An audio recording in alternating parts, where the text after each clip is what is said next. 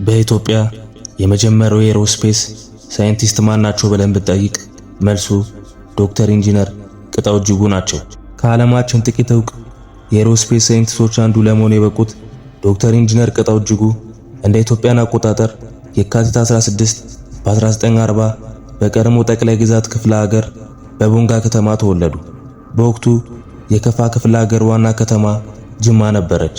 አባታቸው በጸረ ፋሺስት ትግል ወቅት ጀብድ የሰሩ በመሆናቸው በመደበኛ ውትድርና ስራ ላይ ተሰማርተው ቆይተዋል። ቅጣው እጅጉም በቦንጋ ቢወለዱም በዋካና በማጂክ አባታቸው ጋር አብረዋቸው ተዘዋውረው ኖረዋል። አንደኛ ደረጃ ትምህርታቸውን ካጠናቀቁ በኋላ የሁለተኛ ደረጃ ትምህርታቸውን የተከታተሉት በጅማ ከተማ ነበር።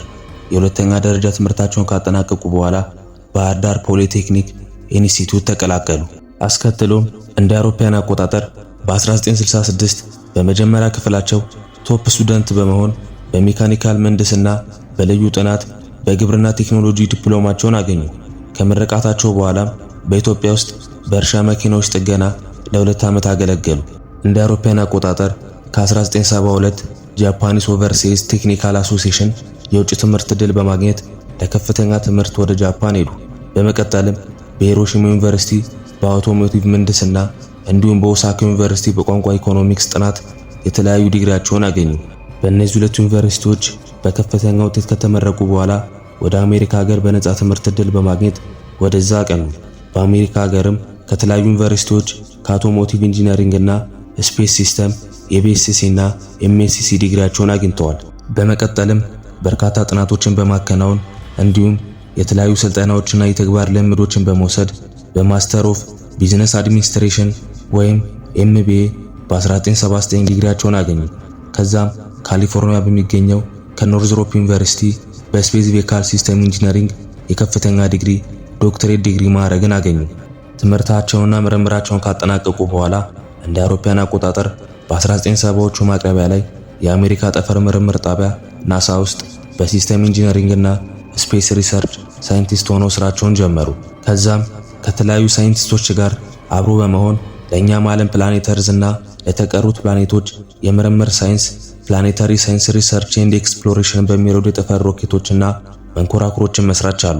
በአጠቃላይ በአሜሪካ የጠፈር ምርምር ጣቢያ ናሳ ውስጥ ቺፍ ስፔስ ክራፍት እና ሳተላይት ሲስተም ኢንጂነር በመሆን ሰርተዋል።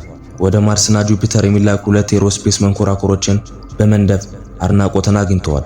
በተጨማሪም ሮክዌል ኢንተርናሽናል እና ቦይንግ ከሚባሉ ኩባንያዎች ጋር በሙያቸው አገልግለዋል። ለቦይንግ ኩባንያ በስፔስ ሲስተም ዳይቬሽን ውስጥ የበረራ ዳይናሚክስ ኤሙሌተር ወይም ፍላይት ዳይናሚክስ ኤሙሌተር እና ኔክስት ጄኔሬሽን ተብሎ ከሚጠሩት ግሎባል ፖዚሽን ሳተላይት ሲስተም ጂፒኤስ ዋነኞቹ ስኬታቸው ናቸው። ዶክተር ኢንጂነር ቅጣው እጅጉ በኢትዮጵያ የመጀመሪያው የኤሮስፔስ ሳይንቲስት ናቸው። እናት ሀገራቸውን ባላቸው ዕውቀት ልምድና ክህሎት መርዳት ቢፈልጉም በመንግስት መልካም አቀባበል አልጠበቃቸውም። በመሆኑም በኢትዮጵያ ውስጥ የፖለቲካ ለውጥ እንዲመጣ በጥብቅ ይፈልጉ ነበር። እንደ አውሮፓውያን አቆጣጠር በ2002 ገደማ የኢትዮጵያ ብሔራዊ አንድነት ግንባር ኢትዮጵያ ናሽናል ዩናይትድ ፍሮንት የሚሰኝ የፖለቲካ ፓርቲ የመሰረቱት በኢትዮጵያ የፖለቲካ እንቅስቃሴ ውስጥ ተሳትፎ በማድረግ ከኢትዮጵያ ብሔራዊ አንድነት ግንባር መስራች አባላት አንዱና የግንባሩም ሊቀመንበር ነበሩ። ከመሞታቸው በፊት የአፍሪካ ኒድስ ኮሚኒቲ ዲቨሎፕመንት ኮርፖሬሽን መስራች ከሆኑት ከታድ ወርቁ ጋር ብዙ ለመስራት እቅድ ላይ ነበሩ። በአንድ ወቅት ስለ ሀገራቸው ተጠይቀው እንዲህ ብለዋል። ህዝብን የመሰለ የሀገር ሀብት የለም።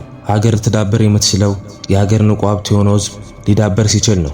ህዝብ አፉ፣ እጁ፣ እግሩና የአእምሮ እስረኛ ከሆነ ግን ማህበራዊ፣ መንፈሳዊና ኢኮኖሚያዊ እድገት አድማስ የማይደርስበት ይሆናል።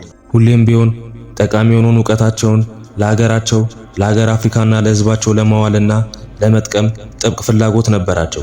የሁለት ሀገር ዜግነት ያላቸው ዶክተር ቅጣው እጅጉ በጥር 5 በኢትዮጵያ አቆጣጠር በ1998 በ58 ዓመታቸው በአሜሪካ አረፉ።